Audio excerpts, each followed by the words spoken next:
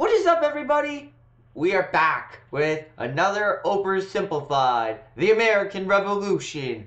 As you can see, I got my American hat, and I've got my American flag, because I am proud to be an American, or at least I know I'm free. Holy smokes. Christopher Columbus, that is no way to address the King and Queen of Spain. What is wrong with you? Okay, so you know how we're looking for a new trade route to India, right? Right. And the Earth is round, right? Right. So I'm thinking we can just sail the other way around the planet, right? Yeah. So I set sail, right? And I reach India, right? Right. Wrong. I did not reach India. I did not. No, but he did think he reached India, right? That was his first assumption, and he had that for a while, so I don't think he reported that it wasn't India. I think he thought it was India for quite a while. All right, get to the point.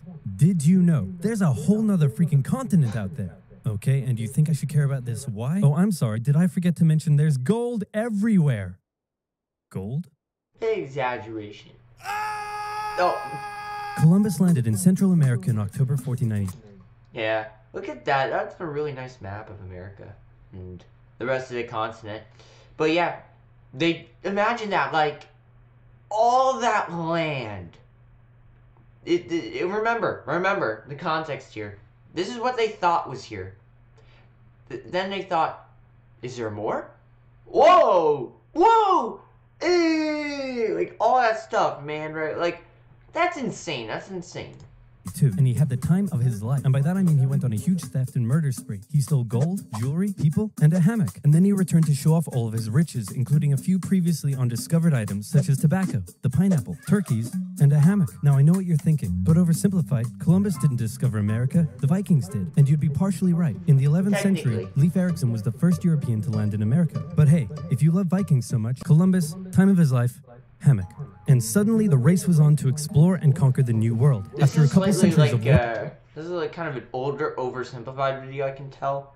You know, you can tell a lot with the voice. He has much more of that YouTube energy nowadays, but before it was kind of like, you know, very simple, like this. Kind of that type of explanation, like hear it. Warring with the natives and each other, the European powers had claimed quite a lot of land, including this area, which both the English and the French claimed as theirs. One day the French said, I'm going to build some forts along here. And the English were like, could you not? And the French said, sorry, but no, I could not. And they went ahead and built their forts, which pissed off the English. So they sent an up-and-coming British lieutenant colonel by the name of George Washington with a combined force of British troops and Native Americans. After a short battle, the French commander said, all right, we surrender. Okay, boys, pack it up. They're surrendered. Oh, we surrender. Stupid French. No offense to the French. I'm just messing around. You know, they helped their butts in the French. Why did I say the French? They helped us out in the American Revolution. So shout out to the French. Oh, sorry. Was I not meant to split his head open with a tomahawk? Don't worry. It's not like this will start a 7-year-long major global conflict. And what happened next was a 7-year-long major global conflict, which Great Britain won. At the peace negotiations, Spain gave up Florida, while France gave up all of its territories in North America. But Britain's victory came at a cost, a £60 million cost. They were now broke, in a lot of debt, and had to come up with some way to repay it. So they went to the colonies and said, okay, listen up. So a huge part of the war was spent protecting you from the French, and now we have no money because of it. So I'm not sure what you're saying here. Okay, so we spent a lot of money protecting you from the French, right? Right. And now we're broke. That certainly is a pickle. Listen to me. We spent all of our money protecting you, and now we need money. Can you please pay us back some money? No. Okay, we're just going to go ahead and tax you. In 1764, Britain introduced the Sugar Act, forcing the colonists to import sugar and molasses exclusively from the British and to pay duties on them. Then a year later, they introduced the extremely controversial Stamp Act, and it worked a little something like this. Hello, shopkeep. Hello, Mr. Bungleberry. Here's the deed for your new shack. Stamp. That'll be 3 pence, please. Wait, what was that? It's the new tax. I get a stamp on any paper or documentation I make, and you have to pay for it. Would you like to see this pamphlet that explains everything? Yes, please. Okay. Stamp. 2 pence, please. This is awful. You know what? Just give me a deck of cards so I can go gamble my pain away. Okay. No. Don't do it. Stamp. Obviously, the colonists were like, hey, my dudes, this new tax legislation right here, this is BS. Until now, they had enjoyed relative freedom to rule themselves, and now suddenly Britain was asserting its control. They were... Yeah, what I noticed here, which I wish Oversimplified talked more about, it wasn't just the fact that, like, the British, were, how to say it right? It wasn't the fact that it was just taxing. It wasn't just taxation without representation. Though that was a major thing, and like the reason why it wasn't just, oh, we protected you, you have to pay us back, you're being unreasonable. No, the thing there in that context was, well, yeah, they kind of were able to do pretty good defense on their own too, and they, it was Britain, right, who did solitary neglect. They didn't even put any effort with the colonies. They built that stuff all on their own. The American colonies, they really had a different identity. They built their own new thing. They created something new on their own, and that's kind of what I noticed is like what kind of really started this whole conflict with Britain and America. I don't think it was really because of taxes, as much as like anyone else really says. Like I feel like the real reason here was because, well, the colonies created their own unique idea, right? They created their own unique kind of form together from the north all the way to the south.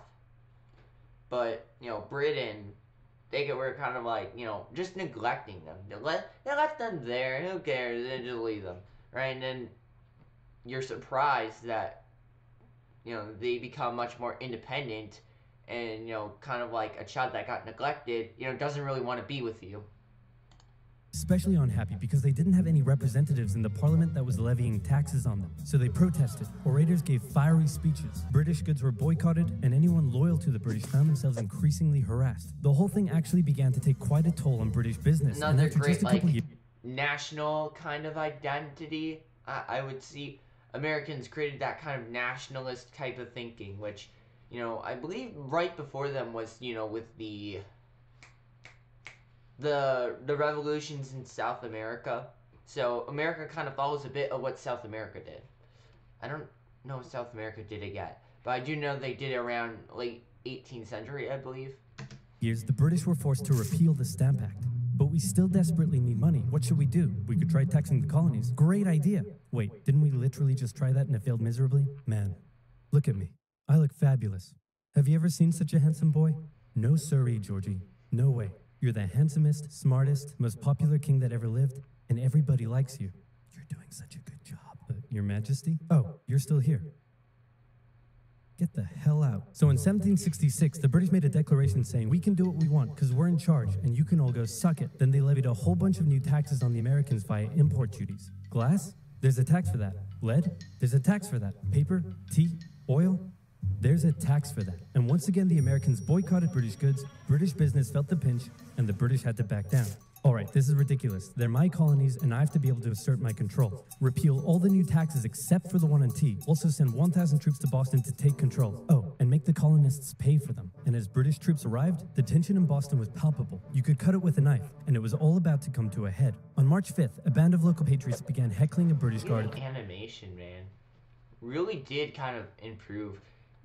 Oversimplified has way larger budget now, or at least way more time and effort into it than this. It's still kind of like okay, but like, it's like something I probably would do if it took me, if I had like a couple months to make this whole thing, I could probably, do it all. It kind of feels like, a little animated doodle. The customs house. More and more Americans joined in the heckling, while more British troops turned up in support of their comrade. Snowballs were thrown at the British. The snowballs turned to rocks, the rocks to oyster shells. The soldiers, outnumbered, panicked. One thing leads to another, and you can see where this is going. Whatever you do it for less at Harbor Freight. Listen, there's a good chance somebody's trying to hack your website right now. 5 civilians were killed. The Patriot press throughout the colonies declared the Boston Massacre an unwarranted crime committed against the people of Boston by the cruel British, and the anger continued to grow. A British revenue schooner that ran aground in Rhode Island was burned by the locals. When it came to light that the governor of Massachusetts supported the suppression of the colonists, his house was burned by the locals. And next, the colonists would set their sights on the remaining tax on tea. On December 16, 1773, a band of patriots known as the Sons of Liberty disguised themselves as Native Americans, marched down to Boston Harbor, boarded a British merchant ship loaded with tea, and in front of thousands of spectators, threw nearly 10,000 pounds worth of tea overboard. The British were disgusted, and they punished Massachusetts with a vengeance. They dissolved its General Assembly, revoked their charter, and sent 3,000 more troops to occupy the city, meaning Boston and Massachusetts were now essentially under the direct rule of Great Britain. And oh boy, were the people pissed. The other colonies saw what was happening and worried they might be next. So they called a brain trust to decide what to do. 56 delegates from 12 colonies gathered and met in Philadelphia at the First Continental Congress, and the roll call read like a who's who of America's finest thinkers. I'm talking lawyers extraordinaire Johnny A and Johnny J, experienced military commander George Washington, businessman and future alcoholic beverage Samuel Adams, fiery orator Patty H, guy who married a rich lady, Big J. Dickinson. And while they weren't present at the first Congress, soon names like James Madison, Benjamin Franklin, Thomas Jefferson, and much later Alexander Hamilton would also... Really, really amazing people that changed everything. I don't think people realize that, but the Founding Fathers really did a very large effect. I think we all know this, but not really as much to the extent. Most people know, like, the super famous ones. But I don't know if people know James Madison as much as, like, Benjamin Franklin, Alexander Hamilton, or Thomas Jefferson. There's also, like, a lot of others that, not many people know of. I think Samuel Adams is pretty cool. I also like, I believe it was Adam Smith, who wrote about I can't remember right now. I have his book, though. And it was about, the Wealth of Nations, right? It was the Wealth of Nations. of time in the Continental Congress. The question now, though, was what to do about the British. After much bitter debate and disagreement, they eventually agreed on an amazing solution. They would simply ask the British to stop. Can you stop? No, it didn't work. Okay, then tell the local militias to start arming and be ready at a minute's notice. And across the colonies, these Minutemen stood ready for the beginning of the American Revolutionary War. Now, having your colonies in These open American rebellion is troops, one... man, they gave up everything. Here's the thing. You could say, I'm being a little bit, like, too much with it, or too, I guess, extreme with my opinion. I don't know. But me, personally, I think America was 100% in the right. They had the complete right to do this. Britain was being unfair. They were being really bad. And America was 100% justified. I'm sorry, yeah, like, you're probably not going to agree with me on that, but I do think, maybe 99% justified, probably 100, because, like, Britain was being very unreasonable, they neglected their colonies, they clearly didn't give a damn, and guess what? America was doing their own things, they were being innovative, they moved on, and, the taxes, like, they put massive amount of taxation upon these colonies, right, and, well, you're putting so much resource-driven into an area that you just didn't even care about. I mean, what'd you expect, right? One thing. Once they start arming themselves, that's when it really hits the fan. So British General Thomas Gage ordered 700 troops from Boston out into the rebel-controlled Massachusetts countryside to destroy stores of arms and ammunition held by the rebels in Concord. The British set out in the middle of the night. Patriots including Paul Revere rode ahead to warn that the British were coming, giving the rebels time to prepare. The two sides met in Lexington as the sun began to rise. They faced off against each other, and in the confusion, somebody shot first. The shot heard around the world marked the beginning of the American War of Independence. The rebels were outnumbered and had to fall back to Concord as the British split up to search for rebel supplies. However, more and more Patriot rebels kept showing up, and this time it was the British who were outnumbered as more fighting kicked off in Concord. The most professional army in the world was forced to flee back to Boston at the hands of local, poorly trained the militia. British were supposed to be the greatest army to ever, of the time. The greatest empire, the greatest army ever. And they were defeated by just some rebel scum. I think that also kind of creates that mentality for how Americans feel. They have that type of idea where it's the little underdog taking out the big guns, right? Taking out that big guy who's being a bully. I mean, that kind of David and Goliath story. I think it all comes back to this. I think that really did have a major influence upon American culture. Probably, a lot of other countries, they probably have that very similar style, probably because they also had a bit of that. If, it's like a higher probability that your country will praise more that underdog type of story if your start of it was you started as an underdog country and, became something bigger by working hard And it's a really, really fun story. Let's admit, it's fun to watch someone who comes from nothing become something so great and take on that type of Goliath. And all along the British route back to Boston, Patriot rebels continued to gather and open fire on the retreating British. When the British reached Boston, the rebel militias surrounded them. Boston and the British were now under siege as small land and naval skirmishes continued around the city. And the British would suffer another embarrassing blow, this time in upstate New York. Colonel Benedict Arnold concocted a plan to take the British stronghold Fort Ticonderoga, which held a large amount of guns and ammunition. He set off towards the fort alone, hoping to recruit men along the way, when he came across the Green Mountain Boys, led by Ethan Allen, who, as it turned out, had the exact same plan he did. So they decided to work together. But I'm in charge. No, I'm in charge. No, I'm in charge. No, I'm in charge. No, I'm in charge. No, I'm in charge. No, I'm in charge. This went on for some time, until the Green Mountain Boys threatened to go home, and Arnold had to concede. The group raided the fort at night while the Redcoats were asleep, and they caught them completely by surprise, taking the fort and all of its munitions with almost no resistance. Wow, great job, Ethan. Very impressive. By the way, what happened to that other guy we sent to take the fort? Who? Benedict Arnold. Never heard of him. Ouch. What? Uncool. Nobody knew what was going on. The colonies were in open rebellion, and for now, they even seemed to be winning. So King George fired General Gage, replaced him with General William Howe, and ordered the rebellion to be put down immediately. Okay, the British are definitely going to retaliate for all of this, so we should probably put together a proper army. First, we need to pick a commander-in-chief, and I think we can all agree that that job should go to the man, the myth, the legend, George Washington. Yeah! My friends, I am humbled and honored that you would consider me for such an important role. I did not expect for this. All right, you've been showing up in a military uniform every day for the last 10 months. We all know you wanted this, so cut the crap, George. Dude. Uncool. So Washington began his journey up to Boston to take command of the newly established Continental That might have been Army, the first time just as cool, the I don't British know. made their first major attempt to break the siege. They made plans to take the high ground on Bunker Hill, but spies warned the Continentals of the British plans, so they fortified Bunker Hill and set up defensive positions on nearby Breed's Hill. The day of the battle came, and as the British advanced, a barrage of Continental gunfire was opened up on them. Twice they tried to climb the hill, twice they were pushed back. The battle lasted 3 hours until the Continentals Bunker finally Hill. ran out of ammunition and had to retreat, allowing the British to take the hill. While technically a British victory, they suffered nearly 1,000 casualties to the Continentals' American 400. The patriot. colonists showed the British that this wasn't just a rebellion, it was war, and they were ready for it. But one thing they weren't sure about was why they were fighting. While some radicals were starting to throw around the I word, most hoped to eventually repair their relationship with Great Britain. So they sent a letter to King George saying, "Hey man, looks like things aren't going your way. Remove the taxes and let's be friends." I'm gonna kick your ass. Send that to the colonies. Your Majesty, your handwriting is terrible. Are you sure? Just do it. What does it say? He's gonna lick my... Gross. So for the remainder of the year, small engagements continued to occur around the colonies.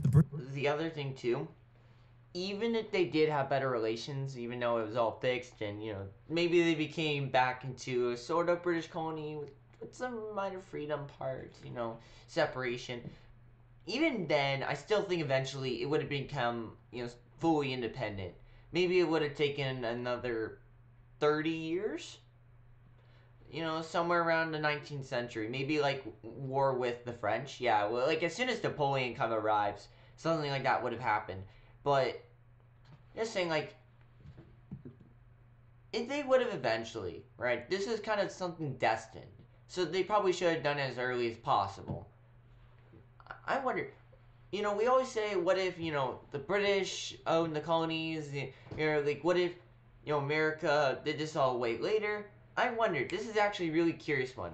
What if they declared independence like 50 years earlier, right? Way, way before. I actually want to see what would happen, because that would change a lot of things. That would be pretty major. British burned down the towns of Falmouth, Massachusetts and Norfolk, Virginia as revenge for earlier anti-British incidents. These actions played right into the hands of Patriot propaganda. Overseas, the British were seen as brutes, and the French and Spanish would soon begin sending supplies to the rebel cause. During this time, there was also minor fighting going on between Patriot and Loyalist militias in the southern colonies. Benedict Arnold was still on a mission to win some personal glory for himself, so he headed up an attempt to invade Canada in a two-pronged attack. The Continentals managed to capture some British forts and the city of Montreal, but a harsh snowstorm with some smallpox on the side saw them defeated and pushed back at Quebec City, and they were forced to retreat all the way to Fort Ticonderoga. Speaking of which, remember all those guns and ammunition? Well, this guy's got a plan for what to do with them. He uses oxen to drag 120,000 pounds of artillery for 2 months through the harsh winter, 300 miles all the way to Washington and his Continental Army surrounding Boston. Boom. Washington's got himself some big guns, which is fortunate because up until now his army had been suffering through the cold winter, not knowing when the siege would end. Now, they could make a move. Washington wanted to launch a full assault on the city, but his junior officers felt the British were too fortified, and to his credit, Washington was great at hearing and taking on board the ideas of others. Instead, the Continentals worked through the night, setting the guns up on Dorchester Heights, overlooking the city, and when dawn broke and the British saw the guns, they knew they were toast. Their positions were completely exposed. It was checkmate. They had no choice but to abandon the city. 120 ships carried 9,000 redcoats and 2,000 loyalists away to an unknown fate, and Washington had his first victory of the war. Washington then moved his army to New York, knowing that when the British returned, they would probably land there. In the meantime, a friendly-looking old man by the name of Thomas Paine had written and published a pamphlet called Common Sense, in which he advocated for total independence from Great Britain. It spread across the colonies like wildfire, and to this day remains the best-selling title in America. It was read aloud in taverns and meeting halls, and brought the idea of independence into the mainstream. Congress began to seriously consider the idea. Thomas Jefferson was selected to write up an official Declaration of Independence. And he went hard, writing that all men are created equal, with certain inalienable rights, including life, liberty, and the pursuit of happiness. Of course, Jefferson had over 100 slaves, but we don't have to talk about that. On the 2nd of July, Congress voted... Yeah, you probably shouldn't, but remember again, this is kind of like a norm of the time. Even Britain had, like, you know, a large amount of slave trade still going on. So, you know, this is kind of a norm. But, you know, it's unfortunate that it had to be like that, where it took so long for blacks to get, you know, the type of rights that, you know, I feel like it probably should have happened within 50 years of, you know, the colonist independence. You know, somewhere around the time when, you know, all of Europe was ending slavery. But, hey, like, glad we ended slavery in 1860 and didn't wait so long. I think a lot of it also goes to the historical context of the time, but still, we can all say, you know, it's wrong. I'm just saying, like, what if we lived in, you know, a world where slavery was still seen as, like, a great thing? Then the argument would have been, oh, you don't think slavery is good? Oh, you're stupid, get out of here, right? Censorship, right? Because, like, the time that we live in is very unique, right? If we lived in an era where, you know, like, let's just say in this modern world somehow we bring back slavery and slavery is all good, then we would probably have demonized the American Civil War, right? That's kind of why I'm just saying it goes back both ways. That's why you gotta look at historical context. Unanimously in favor of independence, and John Adams declared that the 2nd of July would go down as the most remembered day in American history. The 4th a couple of days July, later, independence actually which came I'm into gonna effect. celebrate, The man. That'll United be so States of fun. America was born. There was no turning back now. The Americans tore down a statue of King George in New York and melted him down into 42,000 musket balls. To the British, it was treason, and if the king had his way, Washington and all of Congress would be hung. Speaking of the British, guess who's back?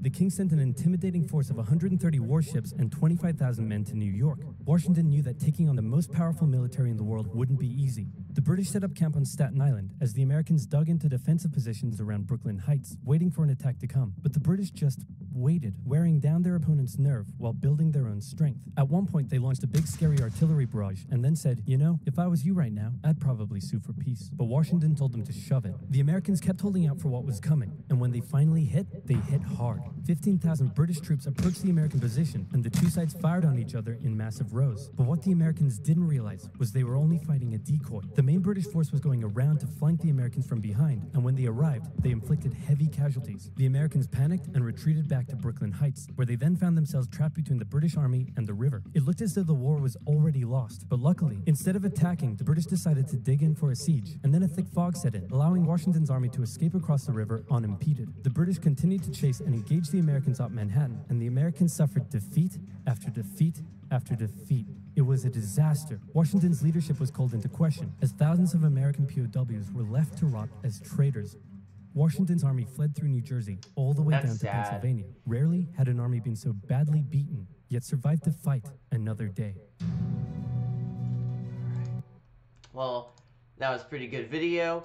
I love the American Revolution, learning about it. It is pretty awesome. and it really, like, we should connect to our history. It's so important for us to learn.